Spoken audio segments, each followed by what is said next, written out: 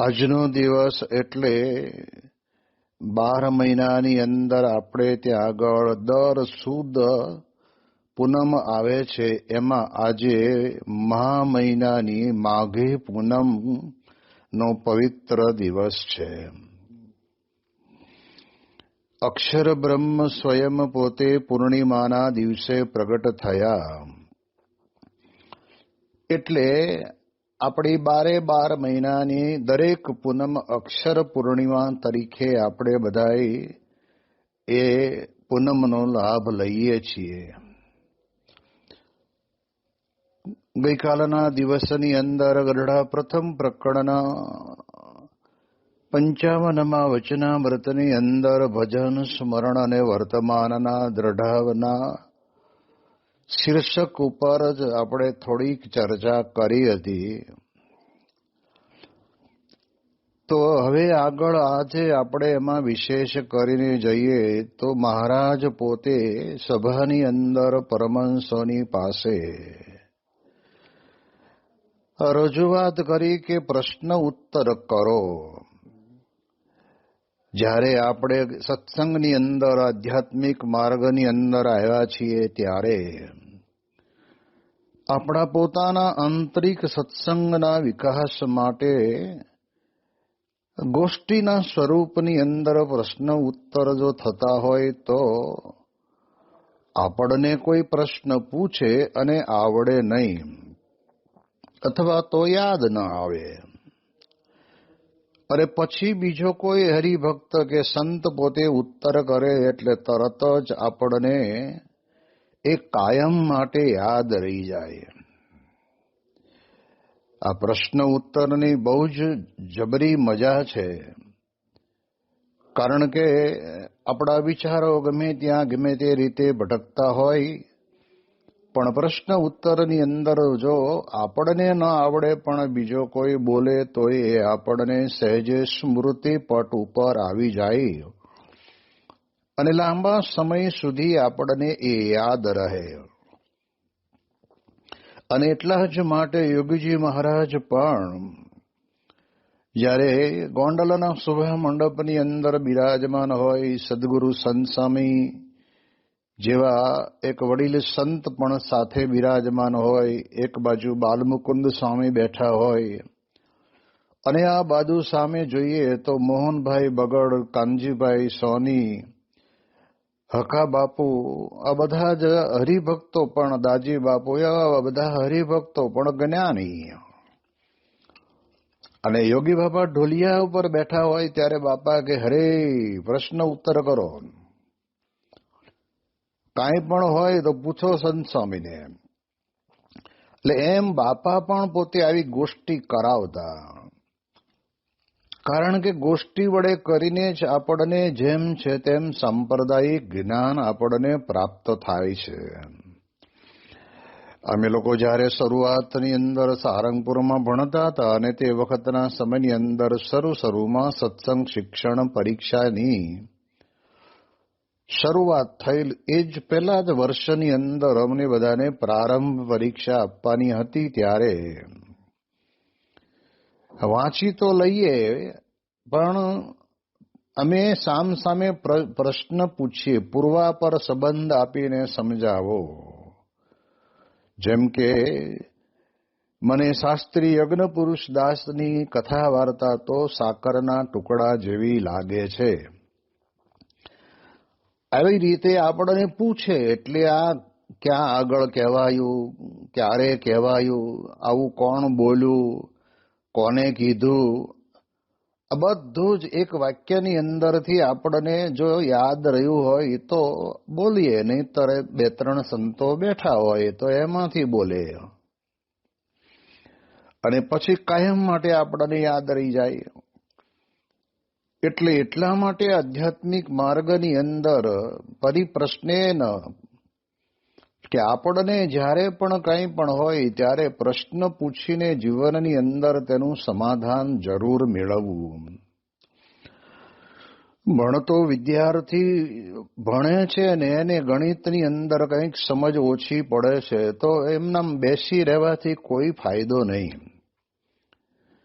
પરંતુ શિક્ષકને પૂછી લેવું પડે કે સાહેબ આ પ્રમાણે મને આમાં ગણિતની અંદર ખબર પડતી નથી. આવું જ અમે જયારે સંસ્કૃત ભણતા હતા અને ત્યારે તે વખતના સમયની અંદર પણ લાભશંકર શાસ્ત્રી, પછી કૌંડિન્ય અને પછીના સમયની અંદર શોભિત મિશ્ર, આ બધા પંડિતો અમને ભણાવતા ને ત્યારે એની અંદર વ્યાકરણમાં સિદ્ધાંત કૌમુદીની અંદર અમુક વસ્તુ ન સમજાય ત્યારે આપણે ફરીને પૂછવું પડે કે ગુરુજી ઓ સમજ મેં નહીં આયા. તો આપણને ફરી વખત એમાંથી સમજાવે, પણ આપણે લોલમ લોલ જવા દો, સમજાણું કે ન સમજાણું, હવે આપણે ક્યાં સરકારી નોકરી કરવી છે એમ કરીને જવા દઈએ તો આપણું જ્ઞાન વધે નહીં. એમ આ સત્સંગની અંદર પણ મહારાજે આ એક એવી વાત પ્રવર્તાવી છે. ત્યારથી આપણા સંપ્રદાયની અંદર કથા વાર્તા તો થાય, પણ સારંગપુરમાં સદગુરુ સંત સ્વામી પોતે 5 ટાઈમની કથા વાર્તા કરતા. એમાં સવારની અંદર એમનું પોતાનું 8:15 વાગ્યાથી 9 વાગ્યા સુધીની કથા હોય. એ કથાની અંદર વચનામૃતનું નિરૂપણ કરતા હોય અને ત્યારે તે વખતે જે વચનામૃત ચાલતું હોય એના સંદર્ભની અંદર સાંકળિયામાં આને કયા કયા વચનામૃતની સાથેનું સંબંધ દેખાય છે, તો આ ક્યાં લખ્યું છે, કયું વચનામૃત? અને ત્યારે એમ જ્યારે પૂછતા ને ત્યારે જેને જેને વચનામૃતનો અભ્યાસ હતો અને આ પ્રમાણે તે વખતે જવાબ આપતા. ભલે અને જવાબ આપનાર સંત બીજા છે, પણ પ્રશ્ન પૂછાયો અને પછી જ્યારે એનો જવાબ મળે છે ને ત્યારે એ પ્રશ્ન ને જવાબ બંને આપણને સહેજે સહેજે યાદ રહી જતા. તારીખ 25 જાન્યુઆરી 1974 મહાસુદ બીજની તવારીખ કાળના લલાટ પર શાશ્વતીનું તિલક કરવા અવની પર અવતરેલી. ગુરુપદે બિરાજ્યા બાદ સ્વામીશ્રી આજે પ્રથમવાર પ્રદેશ પ્રવાસ ખેડી રહેલા. તે માટે સવારે 8:30 વાગ્યે તેઓ મંદિરેથી વિદાય લઈ 9-10 વાગ્યે સાન્તાક્રુઝ એરપોર્ટ પર પહોંચ્યા. ત્યારે જાણે મંદિર સ્વામીશ્રીની સાથે જ અહીં આવી ગયું હોય તેમ હજારો ભક્તોની ભીડ જામી હતી. બધી નદીઓ સમુદ્રમાં સમાય એમ સૌની ઇન્દ્રિયો સ્વામીશ્રીમાં લઈ પામી ગયેલી. અહીં પ્રાસંગિક સભા કરી 25 મિનિટ બાદ સ્વામીશ્રી એર ઇન્ડિયા મહારાજા લાઉન્જમાં ઊભા થયા. ખાસ મહાનુભાવના પ્રતીક્ષાલયમાં 15 મિનિટ બિરાજી સ્વામીશ્રી મોટર કાર દ્વારા વિમાન સુધી પહોંચ્યા. તે વખતે ગૌરીશંકર વિમાન પોતાના બંને બાહુ પ્રસારીને તેઓને ભેટવા આતુર હતા.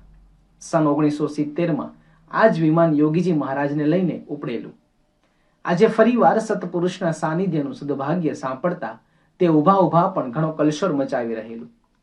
વિમાનના પ્રથમ વર્ગમાં ડાબી બાજુ પહેલી બારી પાસેની બેઠક પર સ્વામીશ્રી બિરાજતા જ વિમાનના દ્વારા ભીડાયા.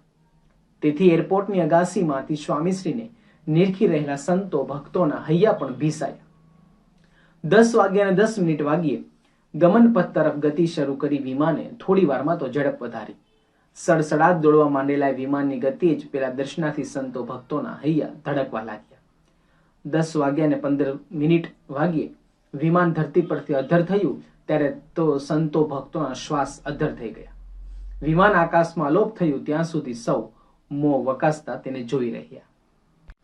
સ્થાનિક સમય મુજબ બપોરે 1:22 આ વિમાન નૈરોબીના એરપોર્ટ પર ઉતરતા જ હવાઈ મથક પર એકત્રિત થયેલા ભક્તોએ જયનાદ કરી મૂક્યા. સહપ્રવાસી સંતો ભક્તો પણ હરિભક્તો મળશે અને સુખ આવશે એ વિચારથી પ્રસન્ન હતા. પરંતુ થોડી વારમાં જ આનંદનું ઓસરવું શરૂ થયું. વિમાન ઉતર્યાના ટૂંક સમયમાં જ એરપોર્ટ ઓથોરિટીનો એક અધિકારી ટપ ટપ કરતો વિમાનની સીડીઓ ચડ્યો. તેના હાથમાં રહેલા કાગળિયાનો આદેશ સંભળાવતા તેણે કહ્યું, પ્રમુખ સ્વામી મહારાજને એરપોર્ટ પર ઉતરવાની પરવાનગી નથી, અન્ય સહપ્રવાસી ઉતરી શકશે. આ ફરમાન સાંભળતા જ સૌના હોશ ઉડી ગયા. સ્થિર રહ્યા એક સ્વામીશ્રી. આ સમાચાર મળતા પહેલા તેઓ માળા ફેરવી રહેલા. સમાચાર સાંભળ્યા પછી પણ તેઓ એ સ્થિતિમાં હતા. તેઓએ ન તો આ આદેશની તપાસ કરવા કોઈ તજવીજ કરી કે ન તો અપમાનથી અકળાઈને કોઈ ગાજવીજ કરી. પોતાના ધાર્યા મુજબ જ બધા પાસા પોબારા પડતા હોય તે વખતે મનુષ્યને જેવી હિંમત ધરપત હોય તેવી જ સ્વામીશ્રીની અત્યારે હતી. તેઓ સ્વસ્થતાથી એટલું જ બોલ્યા, અહીં સંતો રોકાય અને અમે પાછા જોઈએ. સ્વામીશ્રીને એમ પણ નહોતું કે મારા દ્વારા જ કાર્ય થાય. તેઓને તો સત્સંગ વિકસે તેમાં જ રસ, પછી ભલે ને તે કાર્ય કોઈના પણ હાથે થાય. તે વખતે જશ માટે ઝઘડતા વેંતિયા મહાપુરુષોથી સ્વામીશ્રીનું કદ ખાસ્સું મોટું જણાયું. પરંતુ સંતે કોઈ સ્વામી વર વિનાની જાન ન શોભે. છતાં સ્વામીશ્રીએ તો અમે કહીએ છીએ ને એમ જણાવી કે આ 6 સંતો ને 3 હરિભક્તો આફ્રિકા રોકાય તે પણ નક્કી કરી દીધું. પરંતુ એટલામાં જ પડ્યા પર પાટું વાગ્યું.